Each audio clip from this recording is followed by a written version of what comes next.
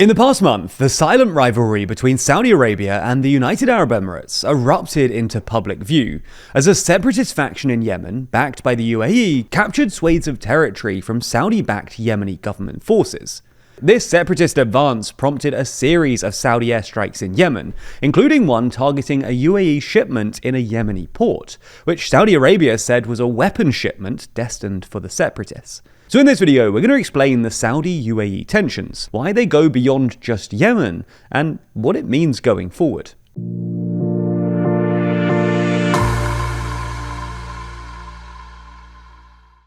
Explore which world leaders are winning and which are losing every week with our podcast, The World Leader Leaderboard. Find it on the TLDR Podcast YouTube channel or in your favorite podcast app. Now, we ought to start by explaining what exactly happened in Yemen.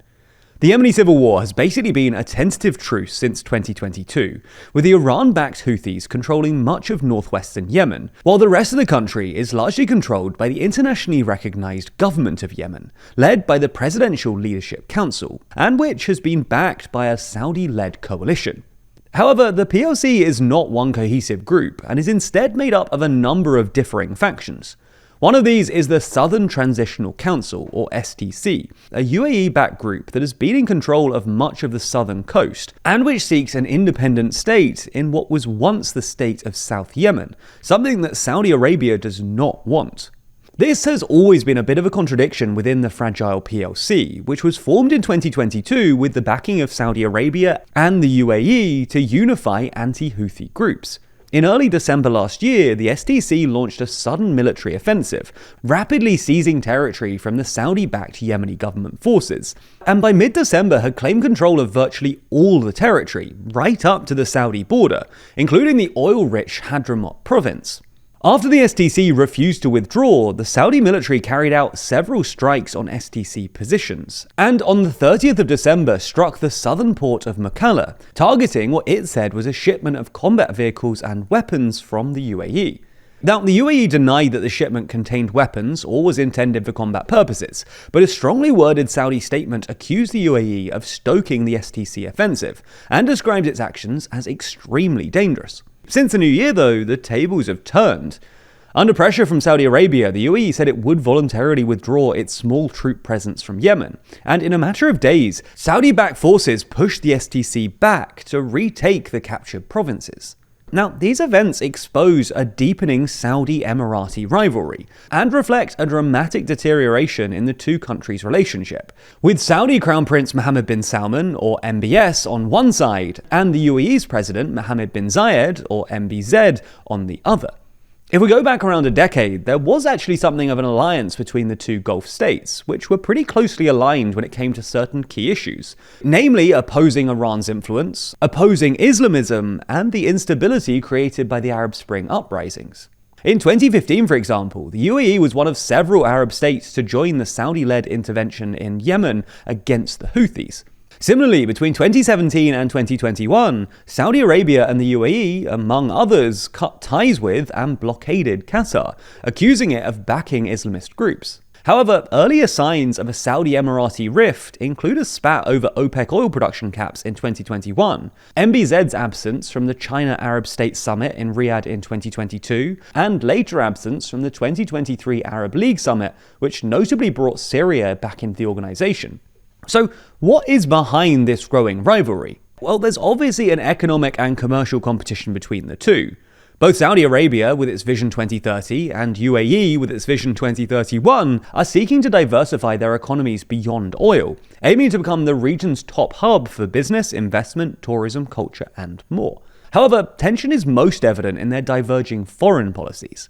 Over the past decade or so, the UAE has built a network of non-state actors in the Middle East and Africa, from Yemen to Sudan to Somalia, as a vehicle to increase its regional access and influence, something which has alarmed Saudi Arabia and fueled tensions. We've obviously already discussed Yemen, so let's look at Sudan instead, just across the Red Sea from Saudi Arabia. There, the UAE is the primary backer of the Rapid Support Forces, or RSF, a paramilitary force that's been fighting the Sudanese military, who Saudi Arabia is aligned with since the outbreak of civil war in 2023. Given that the RSF is accused of committing genocide and other atrocities in Sudan, this has raised international condemnation of the UAE. Meanwhile, Somalia is the site of another Saudi-Emirati divergence. When Israel became the first country in the world to recognize Somaliland last month, the UAE, which unlike Saudi Arabia normalized ties with Israel in 2020 as part of the Abraham Accords, was notably absent from a joint statement by some 20 Arab and Muslim countries, including Saudi Arabia, that condemned the Israeli move and reiterated support for Somalia's territorial integrity. While the UAE has not recognized Somaliland, it does have significant interest there, notably a nearly $450 million investment by Dubai-owned DP World in Somaliland's Berbera port, and also a deal to establish an Emirati military base there and train Somaliland security forces. So why is the UAE so intent on backing these separatist factions in Yemen, Sudan, and Somalia? Well, resources are one part of it. Sudan in particular has swathes of fertile farmland and rich deposits of gold, so access is lucrative. Its backing of groups like the RSF and STC is also an attempt to counter Islamist, or what it sees as Islamist forces. But crucially, Sudan, Yemen, and Somalia are along key maritime shipping routes, the Red Sea and the Gulf of Aden. Securing footholds and influence here is a means to project political, economic, and military power, something that an aspiring regional power is wont to do. The UAE's assertive foreign policy could also be it seeking to rise beyond the little brother reputation it has with Saudi Arabia, the traditional regional heavyweight. As such, given Saudi Arabia's recent regional approach, it's no surprise that the Saudi-Emirati relationship has ruptured. As one analyst put it, Saudi Arabia has been trying to lower the regional temperature, for example by ending the Qatar blockade, reaching a truce in Yemen, and restoring diplomatic relations with Iran, in order to give itself space to focus on its own domestic transformation. The UAE's curation of this non-state network stands in stark contrast, and has resulted in the UAE being accused of exactly the kind of regional destabilization that used to be leveled at Iran and Qatar. So what happens next? Well, the course of events in Yemen, the UAE withdrawing its forces and Saudi Arabia inviting Yemeni factions for dialogue, suggests that neither country is looking for further escalation or more direct confrontation. However, it shows that what has been tentative, relative calm in Yemen can be broken abruptly. And with Saudi-Emirati tensions now out in the open, and their diverging national strategies and interests playing out in multiple arenas, this rivalry could reshape the region.